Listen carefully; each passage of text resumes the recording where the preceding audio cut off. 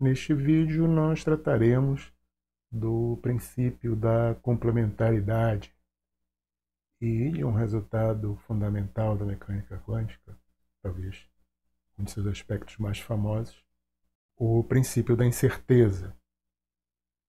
Como veremos, o princípio da incerteza não é necessariamente um princípio básico da mecânica quântica. Na verdade, da maneira como nós vamos apresentá-lo aqui, ele é uma consequência de um princípio, este sim, mais básico, o princípio da complementaridade.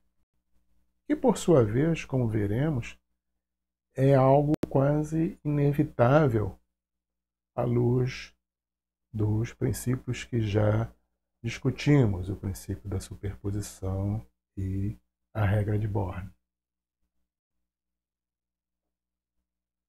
O princípio da complementaridade surge quando consideramos sistemas quânticos para os quais há duas grandezas físicas que nos interessam.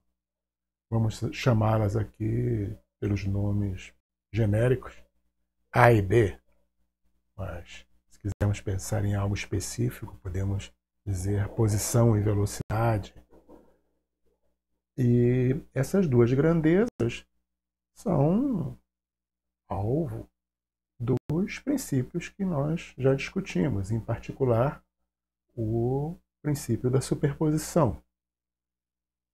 Lá nós vimos que qualquer grandeza física, seja A, seja B, é representada na mecânica quântica por um sistema de dois vetores, se temos um sistema de dois níveis, né, que são ortogonais entre si e cada um tem módulo 1, norma 1. Esses são vetores em um espaço vetorial complexo, bidimensional, do qual eles são uma base. Qualquer outro vetor de estado será uma combinação linear desses vetores que chamamos de A1 e A2, onde A1 e A2 estão associados aos dois resultados possíveis de uma medida dessa grandeza que chamamos de A. Se há uma segunda grandeza de interesse nesse sistema, que pode ser medida, nós temos aqui um medidor desta grandeza B, que pode ter dois valores apenas, B1 e B2.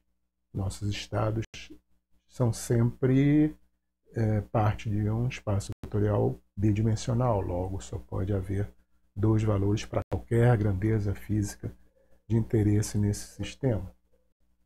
De um jeito ou de outro, essa grandeza física B será representada quanticamente por dois vetores de norma 1 ortogonais entre si, que nós estamos chamando de B1 e B2, cada um dos quais associado a um dos valores que podem resultar numa medida de B. Ou seja, nós estamos aplicando a essas duas quantidades A e B o mesmo princípio que já havíamos utilizado antes, quando falávamos de apenas uma quantidade física. Notem que os vetores correspondentes a B não são necessariamente os mesmos vetores associados à grandeza A. Não há nenhum motivo para isso. Podem ser vetores que têm direções diferentes no espaço de estados daqueles dois vetores associados a A. Em outras palavras, eles podem formar uma base diferente, independente da base formulada a partir da grandeza A. Então, é possível, e este, na verdade, é o conteúdo do princípio da complementaridade, que bases no espaço de estados associadas a grandezas de duas grandezas distintas não sejam as mesmas, sejam diferentes. Esse é o princípio da complementaridade, pelo menos na formulação que estamos fazendo. Grandezas diferentes podem ter bases associadas a elas que são diferentes.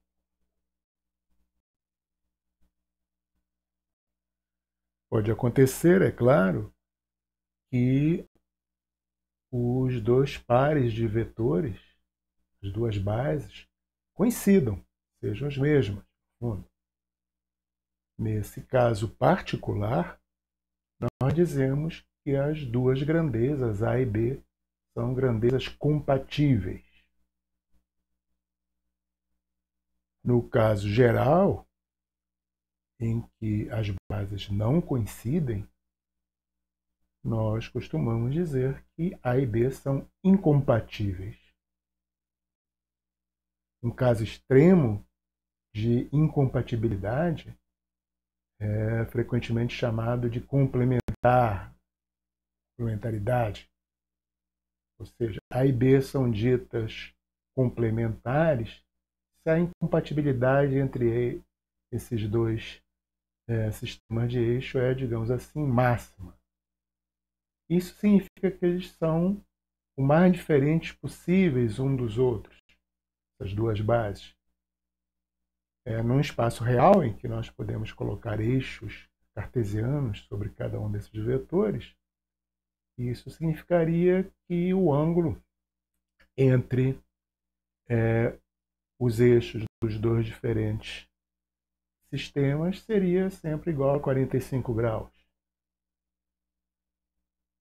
No caso de um espaço vetorial complexo, não faz sentido falar de ângulos, muito menos de 45 graus, mas é possível formular essa ideia dizendo que o produto escalar entre os vetores das duas bases é, em módulo, sempre igual a 1 sobre raiz de 2 para bases bidimensionais. 1 sobre raiz de 2 é o cosseno de 45, mas não precisamos falar em ângulos para formular dessa maneira a ideia de grandezas complementares.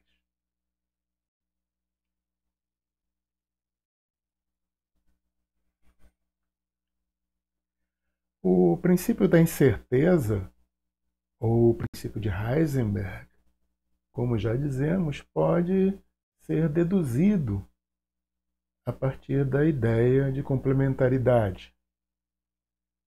Para isso, vamos supor que temos duas quantidades, A e B, incompatíveis entre si. Ou seja, as bases associadas a A e B não coincidem. As de A estão representadas aqui em azul e as de B em cinza.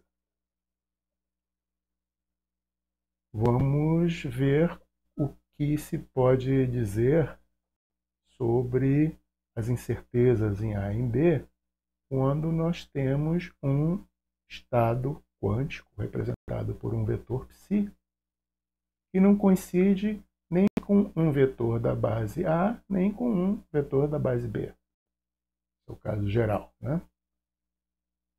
Se esse vetor psi não coincide com nenhum vetor de nenhuma base, nós já vimos da nossa discussão prévia associada à regra de Bohr e à ideia de incerteza, que isto significa que a incerteza no conhecimento de A não é nula e a incerteza no conhecimento de B também não é nula.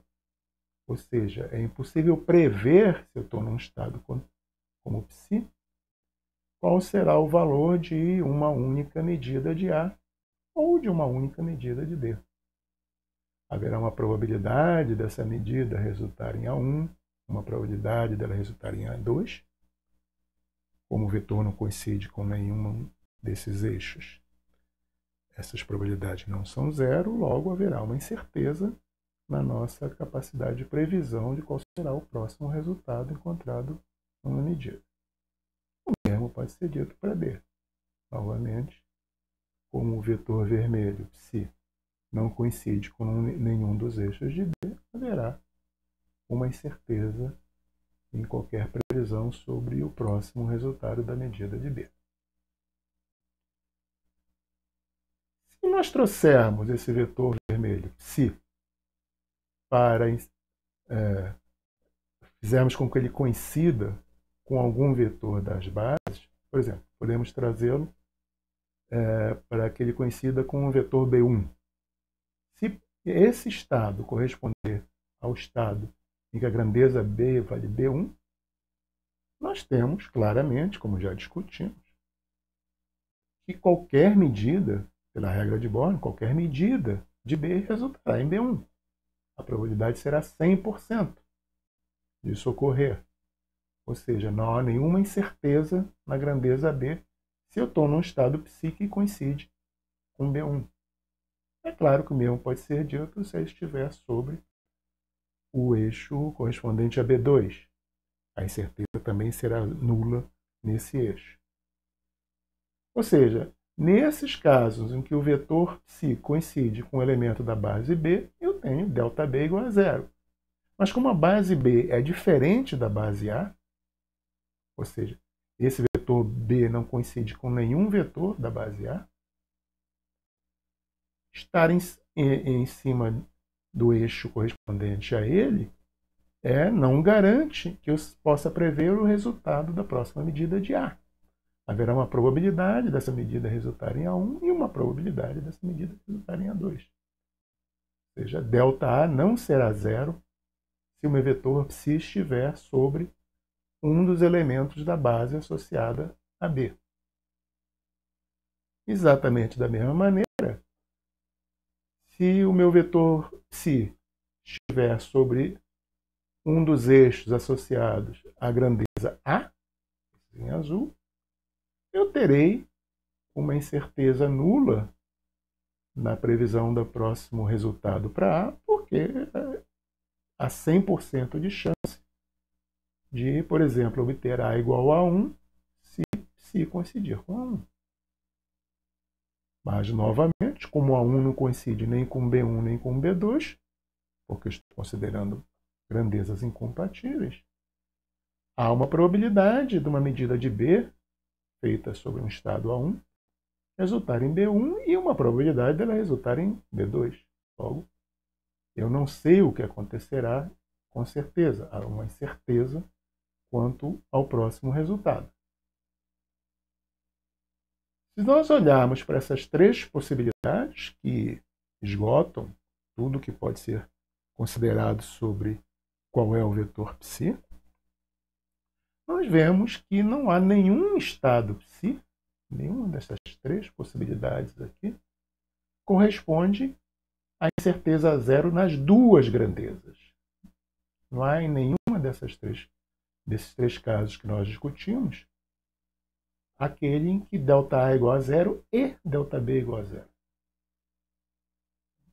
E, como eu já disse, esses três casos esgotam todas as possibilidades.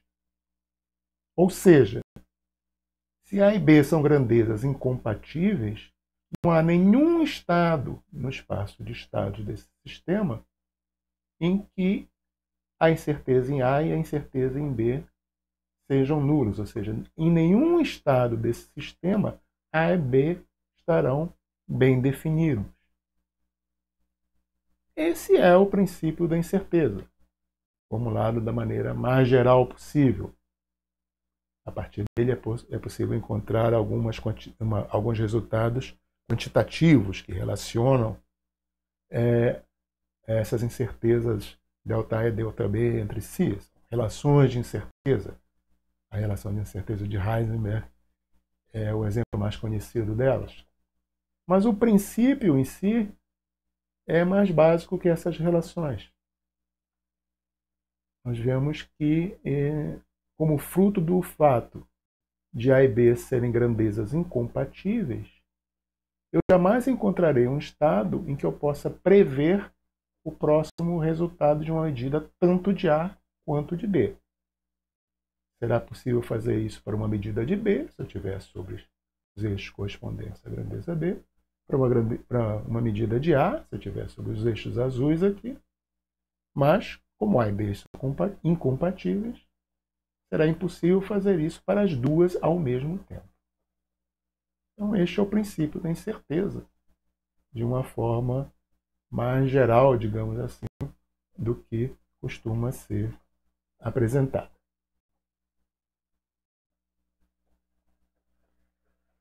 Um exemplo de quantidades incompatíveis é a posição e a quantidade de movimento de uma partícula num espaço bidimensional, né? Sistema quântico de 2 níveis, eu posso ter apenas 2 posições. Então, posso falar de posição aqui perto e lá longe, aqui e ali. Também só posso ter 2 estados de movimento, 2 quantidades de movimento, 2 velocidades. Eu posso, por exemplo, associar a um estado de repouso e a um estado de movimento. Poderia ser também indo para a esquerda e indo para a direita. De qualquer jeito, há apenas 2 possibilidades para um sistema de 2 níveis.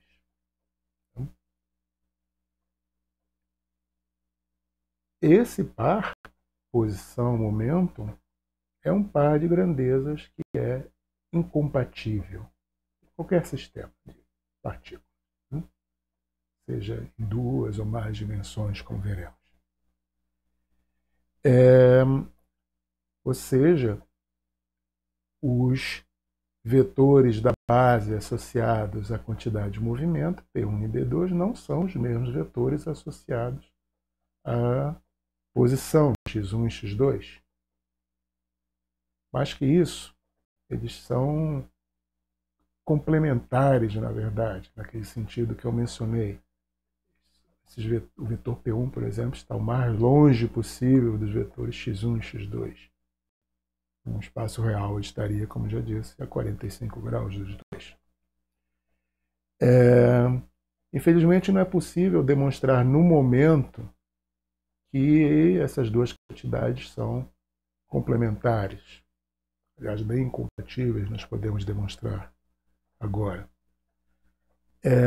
Isso se deve ao fato que nós precisamos saber um pouco mais sobre posição e momento na mecânica quântica para chegar a esse resultado.